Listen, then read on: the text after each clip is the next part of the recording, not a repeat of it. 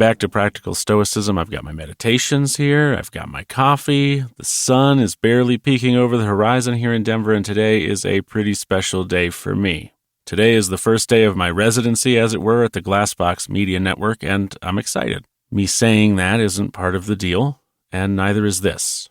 The Glassbox people are really nice and actually care about the content and mission of this production, so you can expect good things in the future. But I wanted to say those things anyway, because I am now a full-time philosophy podcaster, and none of that would have been possible without your support as listeners, as subscribers to the premium feed, as people sharing this content, people reviewing it. None of that would have happened without you, and I need to say thanks. I mean, I probably can't say it enough. And the biggest benefit of this, of course, is that with this newfound time, as I have always promised, there's going to be more content. You already know, of course, about Wednesday interviews. This week's will be with Kiran Setia, who is a professor of philosophy at MIT. But I'm going to be doing some more things as time goes on, and here are two of them. We are nearing the end of Book 3, which means I'll publish another companion paperback for this podcast, so be on the lookout for that. And not just that, but because I have so much time, all of my time really, to focus on this podcast and Stoicism and teaching it, I'm going to write an Intro to Stoicism book, which is being outlined now, and I hope to have out before the end of the year, but that's not a promise just yet. I will keep you up to date on both of those projects as I go along. The second is a mentorship program. Now, I am not exactly ready to roll this out, but a lot of you, and when I say a lot, I mean dozens a week, which feels like a lot to me, have sent emails asking me to create a Stoicism mentorship program. I've not really, until now, had the time to think seriously about anything like that, and I like the idea, but it's something I'll need to work towards slowly. Mentorship is something that I would take very seriously, and I need to figure out what a successful mentorship program looks like. You can find all the Stoic texts online. You can find free Stoicism communities online. So what's the benefit of a mentorship? I've got to figure that out before I can formally invite people to be part of any such mentorship. That's a big responsibility, so I'm working towards it. I'll keep you updated, and in the interim, I have found a way that I think will allow you to get a little bit more practical Stoicism content on a regular basis without anything as serious as a mentorship, without that kind of commitment on either of our parts just yet. If you text the word Stoicism to 833-943-3564, and that number's in the show notes, you can subscribe to the new listener text chain. And all that means is that a few times a month, and this is free, you'll get an encouraging word, a quote from a Stoic text, a link to an article, or maybe a link to a video I think you might find useful or interesting. All, of course, related to Stoicism. Again, it's totally free, it's completely optional, and I hope that you'll use it. Again, all you need to do is text Stoicism to 833-943-3564 to sign up to the text chain.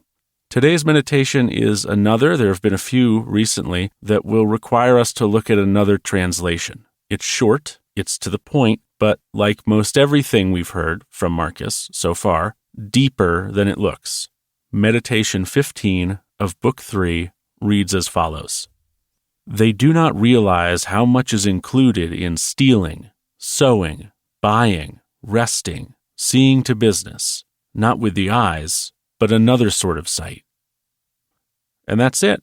It's kind of a strange meditation, right? Maybe the point is kind of hard to see there. It was for me. I didn't know what in the world Marcus was trying to say here. What exactly does George Hays, who is the author of this translation, mean that Marcus means in this meditation? That there's more to stealing, more to sowing, as in reaping what you sow? That business is important? The modern interpretation of this particular meditation by Hays does little to simplify and more to complicate. And I think one of Hays's goals in his new translation was to simplify the meditations, to really modernize them so they were easier for a casual reader to consume and appreciate.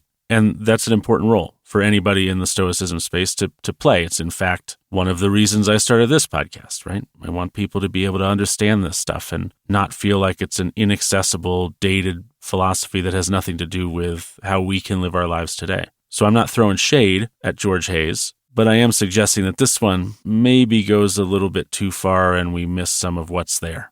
So let's check in with George Long's interpretation from the Harvard Classics collection. They know not how many things are signified by the words stealing, sowing, buying, keeping quiet, seeing what ought to be done, for this is not affected by the eyes, but by another kind of vision. In this week's upcoming chat with Kiran Setia, Kiran is going to talk about something he calls telic and atelic activities. Telic activities are those which have an end to them, a stated goal. For example, summiting a mountain. Atelic activities are those which are going on during telic activities, but don't necessarily have a goal built into them. For example, climbing the mountain, or noticing the foliage, or breathing the air and enjoying the outdoors. It's usually true that when you say, I've summited a mountain, people think of the accomplishment, the telic activity that you've completed. But they don't think about the process, all the atelic activities going on during the main telic activity. The fun thoughts you had during the climb, the jokes with your friends, the feeling of scrambling over a rock, maybe that feels very fun. The joy of finding good footing where you thought there was none. The contentment of the views along the way, things like this. And I think that Marcus is getting at that same idea here. To sow something, like you sow a field, eventually results in gain, a harvested crop, for example. But many people have no idea that there's more to a harvested crop than the harvesting, or more to it than the eating of its yield. To buy something, for example, isn't just a purchase, it's an investment. It's the climax of careful consideration and deliberation. And hidden in that purchase also is a need, maybe a desire, the story of the purchaser. To see what needs to be done isn't just a matter of seeing it or recognizing it. It's the process of cultivating a mind capable of seeing what needs to be done, of knowing how to act well. The woman or man that we admire for their uprightness of character, they weren't born that way. They worked hard to become that way. There's a whole journey we can't see. We see with our eyes only the outcome of things. Marcus is suggesting that we stop, mentally anyway, and smell the roses, or consider the roses. Our eyes see a man stealing, but our minds may allow us to see a thief's circumstances. Perhaps he is starving. Perhaps there is something we can see with our mind that can move us into helpful action, to seeing the world more as it is, to being more thoughtful.